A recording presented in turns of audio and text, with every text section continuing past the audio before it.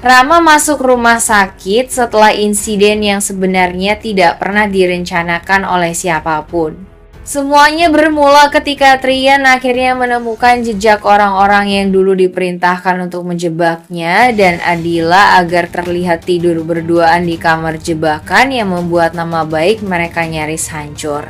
Trian berniat mencari kebenaran, ingin mengakhiri fitnah itu sekali dan untuk selamanya. Tanpa sepengetahuan Trian, Rama diam-diam mengikuti dari jauh.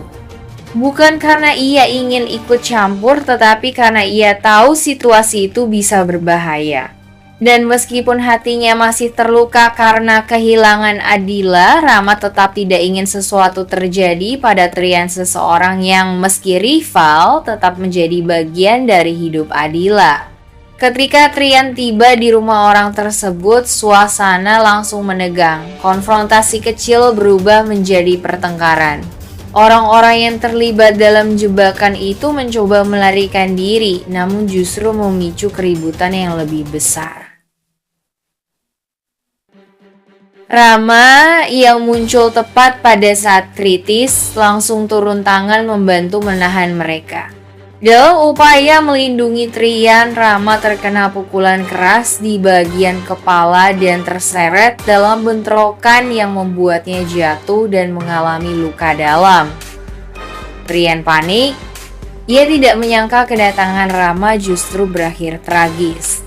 Dengan bantuan warga sekitar, ia membawa Rama ke rumah sakit secepat mungkin. Di rumah sakit, suasana menjadi lebih sunyi namun jauh lebih menusuk. Trian berdiri di sisi ranjang memandangi tubuh Rama yang dibalut perban. Perasaan bersalah menekan dadanya begitu kuat, seolah-olah ia yang memegang seluruh beban kejadian itu. Ia tahu kalau bukan karena dirinya mengejar kebenaran, Rama tidak akan terluka separah itu. Dan pikiran tentang Adila membuat hati Trian semakin kacau. Ia takut Adila akan tersakiti saat mendengar Rama terluka saat menolongnya. Ia takut Adila menganggapnya tidak bijak, tidak mampu menahan emosi, atau bahkan sembrono. Ia takut hubungan mereka yang baru saja membaik harus retak lagi. Di sisi lain, Rama yang masih belum sadarkan diri tetap memunculkan rasa hormat tersendiri bagi Trian. Rivalnya itu mungkin pernah bersaing memperebutkan Adila, namun keberaniannya hari ini menunjukkan bahwa ia selalu menempatkan keselamatan Adila dan orang-orang di sekitarnya di atas segalanya. Trian hanya bisa menunduk, menahan napas panjang. Ia menyesal, ia cemas, dan ia sangat takut. Ia tahu begitu Adila mengetahui semuanya, hatinya pasti akan terguncang. Dan Trian hanya bisa berharap ia cukup kuat untuk menjelaskan, cukup pantas untuk dimaafkan, dan cukup bijak untuk memperbaiki keadaan yang kacau ini. Selain rasa bersalah terhadap Adila, Trian juga dihantam penyesalan yang lebih dalam ketika melihat kondisi ibu Rama di rumah sakit. Wanita itu terlihat sangat terpukul, wajahnya pucat, tubuhnya gemetar, dan tatapannya tidak lepas dari pintu ICU tempat Rama dirawat. Seluruh sikapnya memancarkan kecemasan seorang ibu yang sedang berjuang menahan ketakutan terburuk. Melihat pemandangan itu, dada Trian serasa diremas. Ia mengetahui bahwa kondisi Rama sepenuhnya terkait dengan keputusan yang ia ambil. Insiden di rumah orang yang menjebak mereka yang berakhir dengan Rama terluka saat berusaha melindunginya terus berputar di benaknya.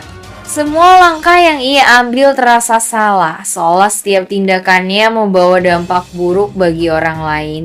Ia hanya bisa berdiri dengan kepala menunduk, menyadari betapa besar beban yang kini ia letakkan bukan hanya di bahu Adila, tetapi juga di keluarga Rama. Setiap gerakan kecil dari ibu Rama, napas yang bergetar, tangannya saling meremas, tatapan kosong yang penuh kekhawatiran menjadi hukuman emosional bagi Trian.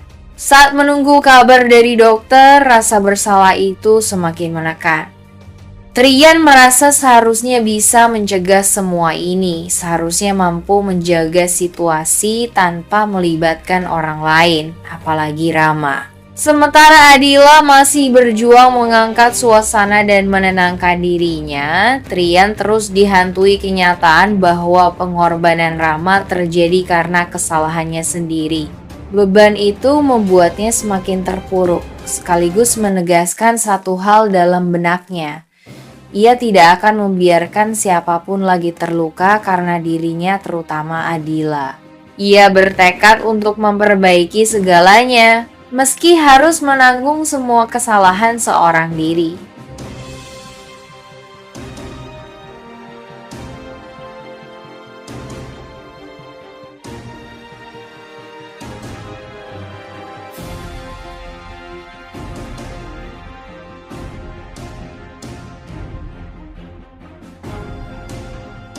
Siapapun menyakitinya lagi. Adila merasa hidupnya seperti berada di tengah badai yang tak kunjung reda. Setelah perlahan membuka hati untuk Trian, ia justru harus menghadapi kenyataan pahit bahwa cintanya tidak hanya bergantung pada dua hati, tetapi juga pada tekanan keluarga yang terus membayangi. Ia mulai menjalani hari-hari dengan rasa pasrah yang dalam. Bukan karena ia tidak mencintai Trian, tetapi karena situasinya terasa terlalu berat untuk ia hadapi sendirian. Setiap kali orang tua Trian meremehkannya, Adila hanya bisa menunduk dan menahan air mata, mencoba bersikap kuat meski hatinya perlahan retak. Pasrah bukan berarti ia menyerah. Pasrah karena ia tidak ingin membuat keadaan semakin buruk. Pasrah karena ia tidak ingin menambah beban di pikiran Trian. Pasrah karena ia tahu, sekeras apapun ia mencoba, ia tetap dianggap rendah oleh keluarga suaminya. Kadang ia terpikir untuk pergi, tapi hatinya menolak. Kadang ia ingin melawan, tapi ia tahu posisinya tidak kuat. Yang bisa ia lakukan hanyalah bertahan, berharap Trian benar-benar melihat betapa terluka dirinya.